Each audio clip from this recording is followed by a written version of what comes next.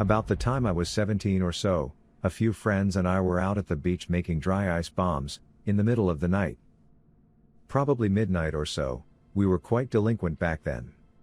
There were about 5 or 6 of us and we were just relaxing and having a good time, trying to make potholes in the ground with dry ice bombs in the sand. It was a quiet and foggy night, which isn't too unusual considering I live on the northwest coast, Oregon, and it rains 300 days out of the year here. After 30 minutes or so of being rambunctious teenagers, we decide to walk down the beach a bit. After probably 10 to 15 minutes of walking we hear a strange scratching/grinding sound, and stop and listen. About 20 seconds later, a tall figure emerges from the fog, between us and the ocean. It had to be at least 8 foot tall, and it was dragging a chain. Not just your average chain, but like a freaking massive chain, that looked like it was used for an anchor or something. The rings were probably 8 to 12 inches long apiece, and it looked like they had to be at least an inch in diameter as well. Now, this chain wasn't short by any means, it was probably 40 to 50 feet long, and this dude was just dragging it in the sand behind him. In the middle of the night. We all sat there silently, and I got the biggest shiver down my spine and all my hair stood on end and my breath seemed to escape me. We gathered watching the figure cross our path and make its way up the beach. It and the chain slowly faded out of sight. Well, that was creepy as hell, I thought to myself. We then continued back down the beach, to a shipwreck called the Peter Iredale, which is all but eroded by now, and took in the cool sea spray and enjoy the ominous sound of the serene ocean waves. We toss a couple dry ice bombs into the water, and head back to our car, where we were parked probably half-mile up the shore. As we are walking, we hear that noise again. My heart thumps and I get the cold sweats. It was that thing again. Trudging that damn chain up the beach.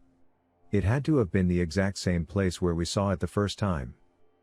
There were no drag marks in front of him, no footsteps, no indication that anyone had laid foot on the ground in front of him in the path it had previously walked. The sand was dry, and it wasn't washed over by waves or anything of the sort. We watch it for a moment, out of curiosity as to what was actually going on. We stood there dumbfounded, watching the figure trudge through the sand with this unfathomably massive chain dragging behind it. It stopped dragging the Satan chain, and stared directly at us, piercing our soul and the essence of our being. We stood there, jaw dropped, staring back at the shadowy figure. It begins to slowly march towards us, and we book it through the sand. I have never ran so fast in my life. We all pile into the car, bro turns the engine and we floor it out of there, easily hitting 80 miles per hour on the straight stretch of the access road. We absolutely went Speedy Gonzales out of there, while I was staring out the back window of the car, expecting it to go Terminator and catch up to us. Thankfully it didn't, and I never saw the shadowy figure again. It was the strangest, most heart-wrenchingly terrifying thing I have ever experienced. None of us were on any drugs, we were all straight-edge kids clean as a whistle. These shadow figures and their chains, scaring kids. Shame on them. A week or so later, a friend of ours who wasn't there with us that night, told me that people used to practice black magic in the dunes there, and that there were artifacts of demonology and inverted crosses scattered about. I called BS on his accusations of such occurrences. Turns out it was true. I went to my mom and asked her about it and she said she had heard similar stories. So, naturally, we looked into it a bit and then went out to search for said black magic devil worshipping sites. We were able to find some inverted crosses, which were made of some sort of metal that was all but rusted over, and concreted blocks, probably a cubic meter in size in a few different places, holes bored through them and metal rings inserted through them, as if to be an anchor point. I put 2 and 2 together and theorized that chain was at one point connected to these blocks in the dunes, for Lord knows what purpose. I assume that creature was a black magic/demonology and will never set foot in those god-forsaken cursed dunes of devilry again. A little background: my grandmother is very superstitious but also very brilliant. One of the things she is superstitious about is that she is very afraid of owls.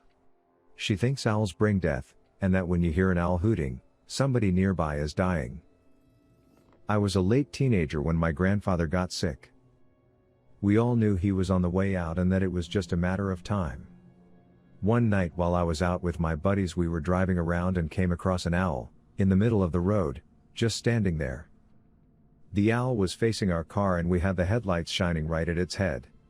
We couldn't see the owl's face because I guess it had its head twisted away from the bright headlights. This wasn't too weird because owls can turn their heads like almost 360 degrees. I got out of the car to see if the bird was injured or even dead. I walked right up to it expecting it to fly away at any second, but it didn't budge. I got close enough to actually touch the owl. It was warm, so I know it was alive, but it didn't move even when I touched it. This is where it gets weird. I started walking around the owl and I made a complete circle looking at the bird from all sides and I never saw its face. One of my other friends also walked around the owl and reported the same thing. No face, just feathers all the way around. We left the owl in the middle of the road and drove on. At the time we thought it was just a little creepy, but maybe an illusion or something. When I got home I found out from my parents my grandfather had died. Now I am a complete materialist. I don't believe in any sort of magic or supernatural occurrences. I am 100% positive that the appearance of an owl on that night, at roughly the same time as my grandfather died, was a coincidence and the whole no-face thing is probably an illusion. Maybe the owl had its face buried in its chest feathers or something. Still, it's pretty creepy. A month after my grandfather passed away sometime in April, my husband and I moved to a house that was built in 1930. It was previously owned by an elderly man who in his prime loved his yard and took care of the landscaping. My grandfather in his prime as well was an award-winning master gardener, and had award-winning roses of all types. He had taught me a few things here and there, and because of him I enjoy working in the yard and making it beautiful. When my husband and I moved into this house, the flowers, grass, bushes, and roses were in terrible shape. In front of the walkway leading to the front door connecting to the sidewalk was a trellis with climbing roses covering it. It had potential to be beautiful, but not being taken care of in years I didn't think it would have a chance to look beautiful again. I was determined to fix it. I read books, looked online, but then finally one night I had a dream. My grandfather was at my new house taking me to each type of flower and bush, telling me exactly how to bring the garden back to life. Where to clip, where to add plant foods, everything. Then we got to the roses on the trellis. He showed me exactly what to do to make it grow, make the roses climb higher, and where to tie stems to train the vines to grow how I wanted. The most important instruction he gave me and told me over and over was to wait until it had rained for 2 days straight. The next morning I woke up happy, because I had felt like I just spent the whole day with my grandpa, who I missed so much. 2 days after straight rain I did everything, word for word, that he had told me, and my yard was beautiful. People would tell me they purposely walked by because my yard was so nice to look at. Thanks to my grandfather he helped a sad yard look beautiful again, and taught me more about plants and flowers than I ever expected to know. There's been a lot of creepy stuff that's happened to me, but the most recent was weirdest. To give some backstory, my best friend and I recently moved into my mother's house after some stuff happened at our apartment. Since there are only 2 bedrooms, we have a bedroom type setup in the dining room. On this particular night we were the last 2 people to go to sleep, and she went to sleep before I did. We share a bed, so I vividly remember laying there and she was snoring, pretty much dead to the world. I take a while to fall asleep every night, so I was laying on my back thinking about getting my phone to play some games or something. I know I hadn't fallen asleep because it had only been a minute or 2, but it's like I had just snapped out of a nightmare, sort of. 1 second I was laying on my back thinking about Jetpack Joyride, and the next second I was on my stomach, braced on my elbows with the blanket off and wide awake. My friend, who had just been dead asleep, was also sitting up in bed. I don't remember moving, or her waking up. We both sat there in the dark and finally I asked, "Do you feel that?" I wasn't quite all there at this point and the words were very automatic, and she just responded with, "Yeah, what the hell just happened?" And for some reason I cannot figure out, I said, "I don't know, I think they're making us forget, I can't remember anything." I don't know why I said this, the words just popped out.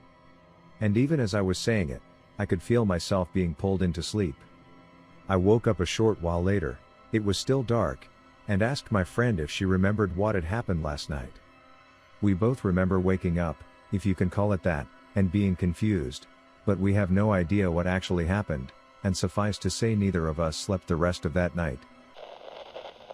Just remembered another weird and scary incident. It was late one night and my older brother was out at his best friend's house for a house party. Weirdly enough, I decided to watch TV in his room, which I never do, and he usually locks his door. While watching TV, it gets late and I soon start to doze off. Suddenly I get this rush of anxiety and an image of a blurred face pops into my head. What made things worse was that the face was not only blurred but had a bullet wound on the side of the head. I got really paranoid and couldn't sleep and didn't know why this popped into my head. I was scared and couldn't get rid of this sick feeling that overcame me. I grabbed my rosary, and since I was doing my first communion at the time, I had a booklet about praying the rosary. Got the booklet and started praying until I felt better. I've never been religious and was only doing my first communion to make my mom happy. Anyways, come morning there's a story on the news that there was a shooting at a house party, the party my brother was at. His best friend's party. My brother wasn't shot, but his best friend was, on the side of the head. The weird part? It was a stray bullet. He was in the backyard when the shooting occurred in the front. The bullet literally entered the skin by his temple and exited on the other side. It only grazed him. He said that seconds before it hit, he moved for some weird reason. That's what saved him. It freaked me out when they told me. I never said anything to either of them. Leave a comment with your own glitch in the Matrix story. Oh, and don't forget to like and subscribe for more quantum tapes.